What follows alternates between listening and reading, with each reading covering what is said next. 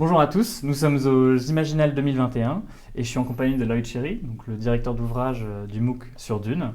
Donc Lloyd, bonjour. Bonjour, merci de l'invitation. Donc comme je disais, tu es le directeur d'ouvrage du MOOC Tout sur Dune qu'on peut retrouver aux éditions La Talente et en coédition évidemment avec les éditions Léa.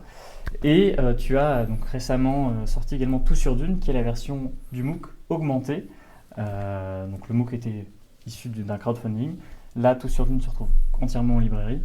Le film de Denis Villeneuve est sorti. Alors, je vais te poser une question un peu toute simple.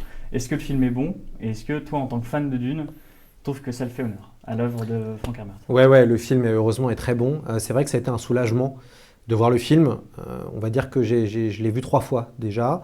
La première fois, c'était un peu le moment de soulagement parce que j'avais travaillé pendant 1 an et demi sur Dune. Donc j'avais sorti 2 ouvrages et c'est vrai que vous vous demandez, moi j'avais pas vu le film avant tout le monde, hein. Donc vous travaillez sur un objet, vous allez parler du film de Denis Villeneuve sans l'avoir vu. Et c'est vrai qu'il y a la question de est-ce que le film est bon ou pas. Et là vous voyez le film et vous vous dites oui, ça va, ça va pas être trop dur. Et du coup, parce que le succès de la deuxième édition, puisque la première on a été épuisé, donc le succès de la deuxième édition allait jouer beaucoup avec le film de Denis Villeneuve. En gros, si le film était mauvais et ne marchait pas, le deuxième livre ne marcherait pas. Voilà. Donc heureusement, le film est bon et fonctionne. Et j'ai été très soulagé, je trouve le film très bien.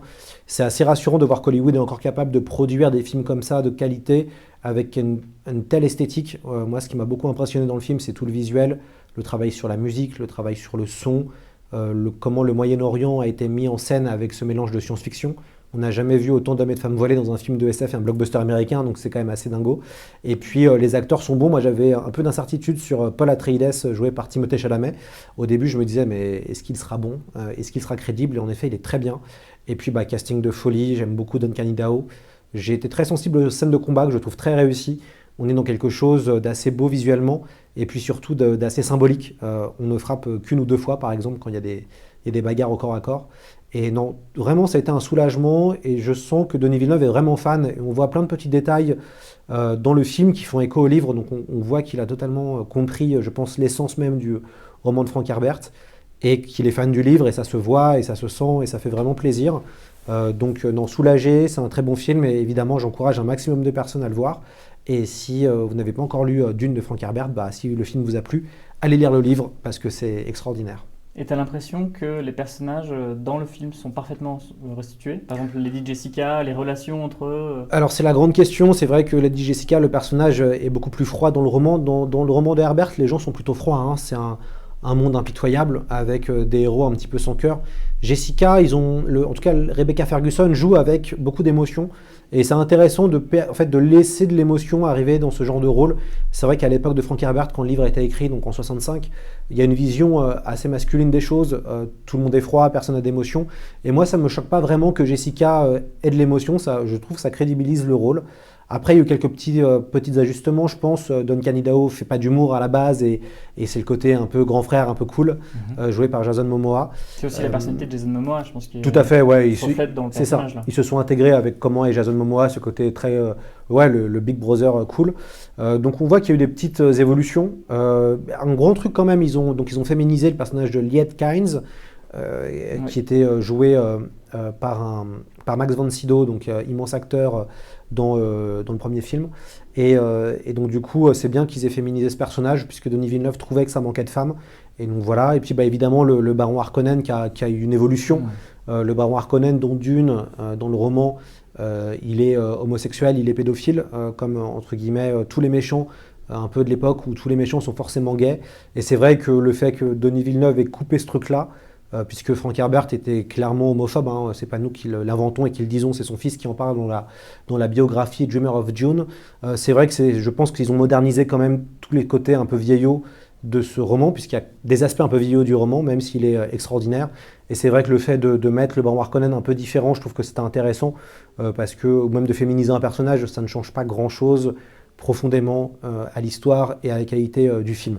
Donc oui, il y a eu une modernisation qui était obligatoire, je pense, parce qu'on est en 2020 et même si le roman est écrit en 65, d'ailleurs d'un point de vue narratif, on sent que c'est assez old school finalement, hein. On suit le chemin d'un jeune prince sur une planète désertique, donc c'est vraiment le chemin du héros théorisé par Joseph Campbell, et c'est sûr que là ils ont un peu modernisé un scénario qui paraît finalement un peu déjà vu. Ce qui est rigolo, c'est que George R. R. Martin, dans Game of Thrones, s'est beaucoup inspiré de Dune, avec certains basculements, avec des personnages qui meurent, et tout ça, il y avait déjà ça dans Dune. Donc c'est vrai que quand on voit Dune en 2020, on se dit mais attends, Game of Thrones l'a déjà fait, alors que en fait, George R. R. Martin s'inspire vraiment du travail de Frank Herbert. Donc non, moi je trouve que la modernisation et le choix des personnages et du casting sont vraiment bien. Alors après, évidemment, il nous manque un Sting en string. Moi je suis d'accord. Ouais. Hein. Justement, c'est ce que j'allais dire. Est-ce que tu penses que la version de David Lynch vaut encore le détour pour découvrir l'œuvre? Bien sûr. Ouais, le film de David Lynch, c'est un grand film raté. Ça veut dire qu'il y a des choses très très bien dans ce film. La musique, incroyable, des acteurs très très bons. Il y a une esthétique, le côté un peu rococo, le côté très 19e siècle mélangé à de la SF. Moi je trouve que ça marche très bien. Il y a des moments vraiment cultes. L'ouverture avec le visage de la princesse Irulan qui ouvre le film et tout, moi j'adore. Donc c'est vraiment, il y a des choses très bien dans ce film. Le problème c'est la deuxième partie, ou comment on résume 300 pages de film ou 400 pages de film en 30 minutes. Et c'est là où le film va plus. Ça veut dire que toute la deuxième partie du film ne va pas du tout. Et c'est très frustrant, mais par contre, le film n'est pas à jeter. Et c'est assez marrant qu'il soit redécouvert maintenant. C'est pas anodin. Ce film a des vraies qualités. Et du coup, moi, je trouve qu'il a vraiment influencé la science-fiction en termes de cinéma. Le visuel du film de Lynch a quand même été le visuel prenant de Dune pendant plus de 30 ans, quoi. Donc on a tendance à l'oublier, mais avant Denis Villeneuve qui va rabattre les cartes et qui propose une nouvelle esthétique, il n'y avait que le film de Lynch. Donc forcément, il a imprégné au fur et à mesure des années notre imaginaire. Ok, et ce film-là, tu as l'impression qu'il a inspiré quels autres films? Le Dune ou le Dune de Lynch? Le Dune de Lynch, je pense qu'il a surtout... il incarne surtout une époque. Il incarne les années 80. Ça respire les années 80, moi je trouve, le film de David Lynch. Et c'est vrai que ça reste un des grands films de SF des années 80. Alors bien sûr, c'est pas au même niveau que Blade Runner et que Robocop et que de films comme ça qui ont été immenses. Mais c'est vrai que ce film-là respire bien les années 80. Il respire encore une façon de... En tout cas, il y avait un côté délirant dans ce film. Hein. C'était le plus gros budget de l'époque. Le film a été construit comme un film qui allait être concurrent à Star Wars, puisqu'en gros, ils vendaient ça comme un Star Wars pour adultes. Donc tout de suite, il y a eu de l'ambition dans ce film. Le problème, c'est le montage. David Lynch avait une version de 4h30 et il a dû couper à 2h15.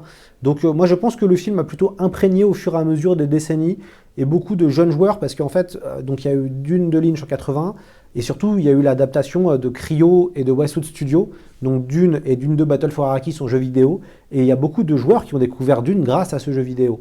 Donc c'est vrai que ça a imprégné quand même beaucoup l'imaginaire, et c'est sûr que, évidemment, il y a des choses qui ont très vieilli, les effets spéciaux, quand vous les voyez, vous vous dites, mon Dieu, quoi, l'espèce de cube monolithique là, waouh. Mais par contre, il y a quand même quelque chose. Donc non, c'est un film qui a bien sûr marqué son époque, et qui est quand même dans l'imaginaire de beaucoup, notamment grâce aux armures Fremen qui sont géniales. Hein. Denis Villeneuve n'a pas réussi à faire mieux que les armures de Lynch, à mon sens, dans son film. Et toi, tu as découvert Dune comment? Moi, j'ai découvert Dune enfant. Mon papa avait les collections Pocket, donc illustrées par Wojtek Schunmak, donc avec le fameux Homme aux yeux bleus. C'est ce qui a inspiré Denis Villeneuve, qui lui a donné envie d'ouvrir le livre la première fois. Moi, j'étais fasciné enfant par ces illustrations de Wojtek. On avait Dune, donc les deux parties, le Messie de Dune, les enfants, et l'Empereur Dieu. Et c'est vrai que c'était très fascinant. Et du coup, moi, j'ai découvert par ce biais-là. Après, j'ai vu le film vers 12 ans. Ça m'a donné envie de lire le livre. Donc, j'ai lu Dune vers 14 ans à peu près. Et puis après, j'ai redécouvert Dune sur le tard. J'ai redécouvert Dune à 28 ans, je crois, ouais, avant de lancer ce projet de MOOC. C'était 28-29 ans où en fait, le point m'avait demandé de faire un article en 4e vitesse pour un hors-série spécial sur la SF sur Dune. J'avais 48 heures pour l'écrire. Et c'est là où j'ai eu l'idée de faire un MOOC. Ok. Et justement, là, on va t'attendre sur d'autres choses que le Dune. Tu finis ton Dune Tour ce mois-ci, donc à la fin du mois d'octobre 2021. Et on peut t'attendre sur un autre MOOC sur Dune ou sur autre chose? Alors Dune, je vais arrêter de parler de Dune, je pense. Là, voilà, j'adore l'épice, j'adore Arrakis, mais je commence à en avoir un peu jusque-là. Oui, j'ai envie de continuer parce qu'en fait, ce qui est intéressant avec l'objet MOOC et ce qu'on a pu faire avec le MOOC Dune et puis après tout sur Dune, c'est que ça mélange à peu près 90 articles, 60 auteurs et illustrateurs. Donc c'est une grosse équipe et en fait on crée une aventure collective à travers un classique d'un genre. On analyse le texte, on analyse les films, on analyse les jeux vidéo Et en plus, le côté un peu court des articles fait que c'est intéressant parce que les gens peuvent piocher dedans quand ils ont envie. Donc il y a une grande liberté, on n'est pas obligé de tout lire d'un coup. On peut vraiment lire les articles qu'on veut, qu'on a envie. Donc ça, c'est important. Et c'est vrai que le succès du MOOC Dune, on en a vendu 15 000 exemplaires. Là, tout sur Dune, on en est à 2 000 exemplaires en 2 mois. C'est vrai que ça encourage à faire d'autres titres. Après, c'est très long. Ça coûte très cher. Un MOOC ou un tout sur Dune, c'est à peu près entre 100 à 120 000 euros. Donc heureusement qu'il y a un crowdfunding, sinon c'est pas possible dans un monde éditorial actuel quand vous allez voir. Et des éditeurs sont venus me voir pour me demander de faire ça chez eux. Quand tu leur dis les tarifs, tout le monde suffoque. Donc du coup, c'est vrai qu'il y a une envie de continuer. Et là, il y a plusieurs pistes. Je sais que on discute. La Warner serait intéressée pour que je continue sur leur franchise. Alors il y a que l'embarras du choix. Il y a Blade Runner, il y a Batman. Il y a aussi, moi de mon côté, il y a Asimov et Star Trek qui m'intéressent. Donc non, l'idée va être de continuer à en faire. Après, c'est bien d'en faire un tous les 2 ans, pour moi en tout cas, parce que globalement, il faut 1 an pour le faire et 1 an pour se remettre. Et puis surtout, il faut créer de l'événement. Ça a fonctionné, le MOOC Dune, parce qu'il y a eu de l'événement autour de ce projet. Il y a eu de l'événement grâce au film, qui a beaucoup aidé aussi le film, le livre, et qui l'a vraiment soutenu. C'était vraiment le fond, le film a beaucoup soutenu le livre. Mais par contre, c'est sûr qu'il faut arriver à recréer de l'événement, à recréer de l'attente, à recréer quelque chose autour d'un bouquin comme ça. Et ça prend du temps à faire. Donc c'est vraiment... Et puis il faut incarner. Voilà. Donc moi j'ai fait ça pendant non-stop, pendant 1 an et demi, à ne communiquer que sur Dune. Donc c'est sûr qu'il faut donner de sa personne en temps réel et tout le temps. Donc c'est évident que c'est du boulot. Mais ouais, il va y avoir d'autres MOOC. Il y a une vraie envie. J'espère en 2022. Sinon ce sera 2023. En tout cas, dans les 2 prochaines années, c'est sûr qu'il y aura un nouveau projet qui sortira. Et j'espère avec la même ambition, ça veut dire tendre vers un guide un peu ultime, avec une rigueur intellectuelle, avec de nombreuses illustrations. On a presque 300 images et photos dans le MOOC Dune, donc j'ai envie de garder ça. Et puis que les gens soient heureux d'avoir ça chez eux et de conserver ça dans leur bibliothèque. Ok, et là j'ai une dernière question pour toi. Ouais. Si tu devais choisir entre la maison Harkonnen et la maison Corino, tu devrais choisir laquelle? Les Harkonnen, de loin. De loin. La maison Harkonnen, bien sûr. Les Harkonnen, ils sont très intéressants parce que c'est vrai que dans Dune, ils sont présentés comme des grands méchants, alors qu'en fait, les Atreides, ou les Atreides, moi je dis à la grecque, Atreides, ils sont pas si bons que ça. Et on va pas spoiler, mais quand on voit le chemin du héros de Paul et ce qui devient à partir du Messie de Dune, c'est sûr que ça laisse songeur. Non, les Harkonnen, ils sont incroyables. Donc on a 2 modèles politiques qui s'affrontent. On a, on va dire, le modèle Atreide, où on a un duc humain, gentil, entre guillemets, et qui a des hommes à lui, Duncan, Gurney et compagnie, qui en fait représentent le premier cercle et qui l'écoutent, alors que la maison Harkonnen, c'est un truc pyramidal avec le baron, ses neveux, les neveux qu'il essaye de former à devenir des super tueurs. Non, évidemment, les méchants sont géniaux dans Dune. Donc, je serais plus Team Harkonnen parce que les Corino, quand même, ils sont plus vicieux finalement que les Harkonnen. Ok. Écoute, merci à toi d'avoir pris du temps pour discuter avec nous. Merci à vous et puis lisez Sci Fantasy. Super revue. Et lisez le Tout sur Dune.